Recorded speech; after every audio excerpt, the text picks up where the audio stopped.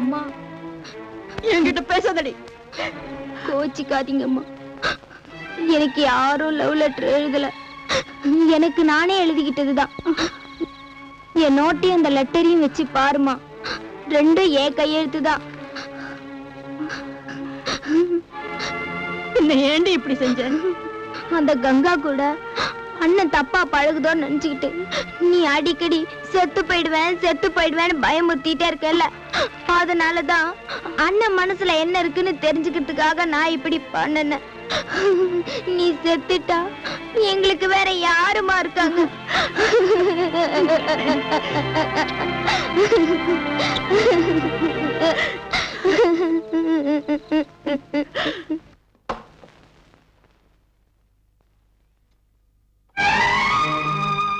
என் தம்பிக்காக நீங்க கட்டின பணம் இதை கொடுத்துட்டு போக தான் வந்தேன்.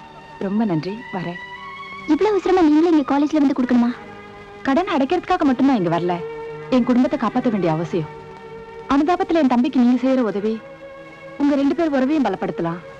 ஆனா குடும்பத்துக்கு அவனுக்கும் உள்ள உறவு உங்க காதலால பலவீனமாயிடக்கூடாது. இதையும் சொல்லிட்டு போக தான் வந்தேன். நேத்து பாத்தீங்கல்ல,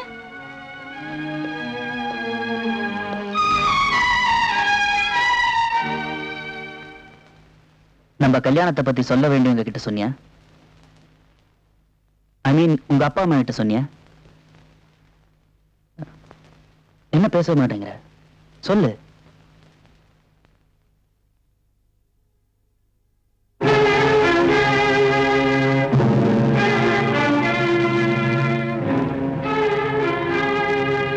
உன் மாவுதான் என் பயத்தை அதிகமாக்கிட்டு இருக்கு.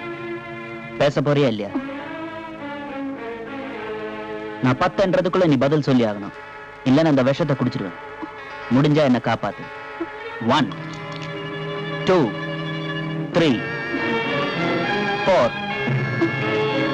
5 6 7 8 9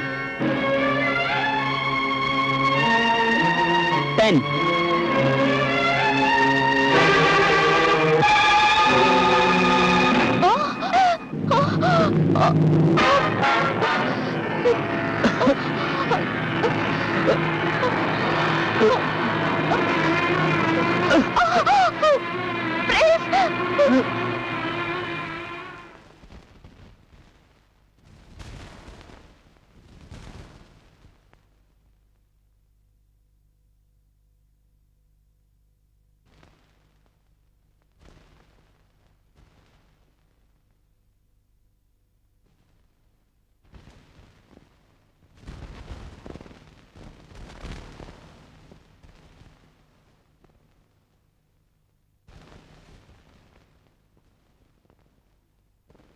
இப்பதான் முடிச்சாரா?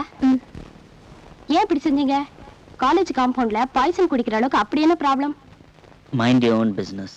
5 நிமிஷம் லேட்டா வந்திருந்தா இந்த பேச்சே இருந்திருக்காது. தேங்க்ஸ். தேங்க்ஸ் அந்த பொண்ணு கிட்ட சொல்லுங்க.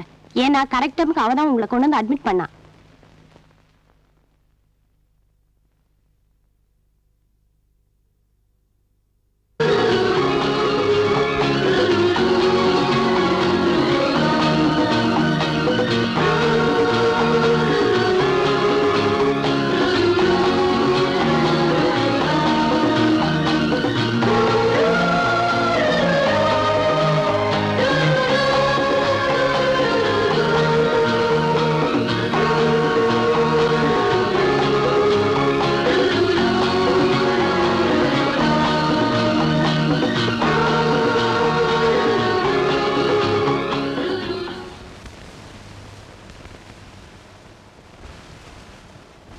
காஃபி. என்னால உனக்கு ரொம்ப சிரமம். ஹாஸ்பிட்டலையும் பார்த்த, வீட்லயும் பார்க்கற. என்ன செய்யறது? இந்த சமயம் பார்த்து வேலைக்கார மூர்த்தி ஊர்ல இல்ல. தனியா நீங்க என்ன பண்ணுவீங்க? அதான் உங்களுக்கு ஹெல்ப் பண்ணலான்னு.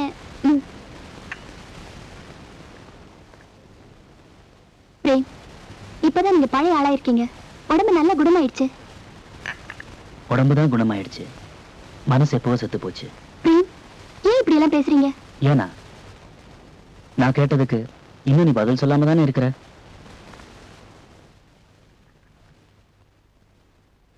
வார்த்தையால பதில் சொல்லியே தவிர கிட்டத்தட்ட உங்க கூட நான் வாழ்ந்துட்டு தானே இருக்கேன். நீ வாழ்ந்துகிட்டு இருக்கிற, நான் ஏற்கனவே உன் கூட வாழ்ந்து புரியல. வா.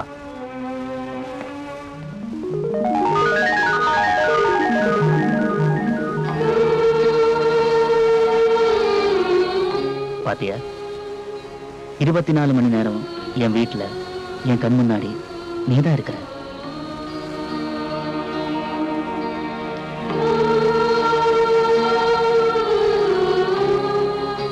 உன்னையே பார்த்துட்டு இருக்கிறத தவிர எனக்கு வேற வேலையே இல்லை.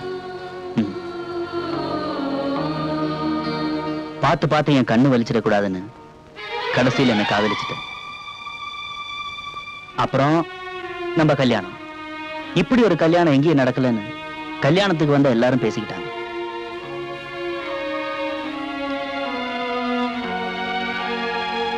காதலிக்கிறதுக்கு தகராறு பண்ணாலும் கல்யாணத்துக்கு அப்புறம் என் ஆசைகளுக்கெல்லாம் எப்படி ஈடு கொடுத்த தெரியுமா?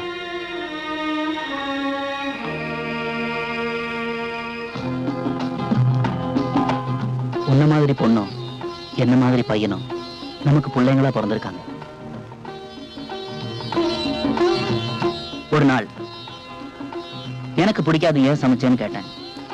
அதுக்கு நீ வாயாடின. ஆத்திரம் தாங்காம ஒன்னு அடிச்சிட்டேன்.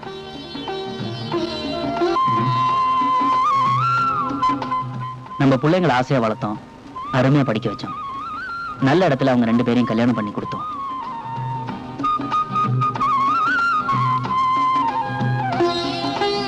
அவங்களும் புள்ள குட்டிகளை பெத்து உன்னை என்னையும் தாத்தா பாட்டி ஆக்கிட்டாங்க. எனக்கு தான் நிறைச்சிடுச்சு. பேரன் பேத்தி எடுத்த பிறகும் கங்கா பாட்டிக்கு கட்டு விடல.